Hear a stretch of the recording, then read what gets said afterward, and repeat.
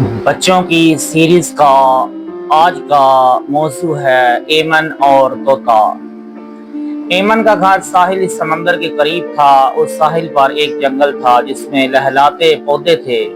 एक दरख्त तो बहुत ही बड़ा था। एमन अक्सर उस दरख्त के नीचे खेलने जाती थी। उस दरख्त पर एक तोता रहता था जो रफ्ता रफ्ता एमन का दोस्त बन गया, जिसे बाद में एमन ने बोलना भी सिखा दिया। एक रोज एमन समंदर के किनारे घूम रही थी। जब समंदर की मौज उसकी तरफ बढ़ती तो वो भाग कर पीछे हो जाती, और जब मौज वापस जाती तो एमन फिर गीली रेत पर चलने लगती। साहिल पर बहुत से सीप बिखरे हुए थे। एमन ने समंदर किनारे एक कश्ती बंदी देखी। उसका मालिक एक माहीगीर था जो गालबन खाना खाने घर चला गया था। एमन वहां बैठ गई। उसने रेत के घरौंदे तामीर करना शुरू कर दिए। कुछ देर बाद उसने देखा कि सूरज समंदर पर मगरब की तरफ झुक रहा था और पानी का रंग सोने जैसे हो गया था। एमन ने खेल छोड़ा और घर की तरफ चलने लगी। उसने अचानक एक सीप को ठोकर मारी, जिससे सीप के दो हिस्से हो गए। उसमें से सोने की तरह चमकता हुआ एक मोती निकला। एमन को वो मोती बहुत अच्छा लगा। उसने बहुत से सीप इकट्ठे किए और उससे बड़े दरख्त के नीचे रख कर चली गई। इन दिनों एमन को छुट्टियां थी और होमवर्क करने के बाद वो खेलने चली जाती। जब वो उस दरख्त के नीचे पहुंची जहां उसने सीप रखे थे तो तोता भी झट दरख्त से नीचे आ गया। एमन आ गई, एमन आ गई, तोता फड़फड़ा फड़ा कर बोला। मियाँ मिट्ठू कैसे हो? एमन ने पूछा। तोता बोला, ठीक हूँ, ठीक हूँ। एमन ने उसे चूरी और फल दिए। तोता मजे से चूरी और फल खाने लगा। एमन सीपों से मोती निकालने लगी। सारे मोती सोने जैसे चमक रहे थे। एमन ने ये सारे मोती परोकर एक माला बना ली और गले में पहन ली। माला उससे बहुत अच्छी लग रही थी।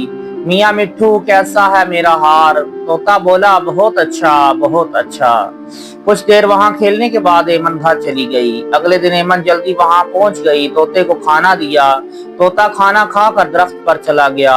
एमन मोतियों की माला को देख रही थी कि अचानक तोता चिल्लाया, एमन भागो, एमन भागो। एमन ने पीछे मुड़कर देखा तो एक स्याह सांप लहराता बल खाता आ रहा था। एमन ने माला फेंक दी और भाग कर दूर चली गई। उस सांप ने माला उठा ली और तेजी से अपनी बिल में चला गया। एमन रोने लगी, मेरी माला मैंने कितने शौक से बनाई थी। तोता बोला, एमन मत रो, मत रो, मैं कुछ करता हूँ। दरअसल तोते ने उसी दिन जंगल में एक सपेरे को देखा था जो बीन बजा बजा कर सांप पकड़ रहा था। तोता भागता हुआ जल्दी से जंगल के उस हिस्से में पहुंचा जहां वो सपेरा खैमा लगाए बैठा था। तोते ने उसे नाग के बारे में बताया और कहा कि वो उसे पकड़ ले जाए। सपेरा बोला, लेकिन उससे मुझे क्या फायदा होगा? तोता बोला, तुम्हें एक अच्छा सांप मिलेगा, तुम्हें एक अच्छा सांप मिलेगा। सपेरा मान गया और अपनी बीन और थैला उठाकर तोते के पीछे पीछे चल पड़ा। एमा ने जब सपेरे को आते देखा तो बहुत खुश हुई। सपेरे ने नाग के बिल के सामने बीन बजाना शुरू कर दी। थोड़ी ही देर बाद वो काला सांप झुकता हुआ बाहर निकल आया और सपेरे के सामने खून फैला कर खड़ा हो गया। सपेरे ने और जोरों शोर से बीन बजाना शुरू कर दी, और जब सांप मशहूर हो गया तो अचानक उसे पकड़कर टोकरी में डाल दिया और ऊपर से ढक्कन बंद करके रस्सी से बांध दिया। एमन ने सपेरे का शुक्रिया अदा किया। सपेरे ने एमन के तोते का शुक्रिया अदा किया जिसने उसे ये सांप पकड़ने में मदद दी थी।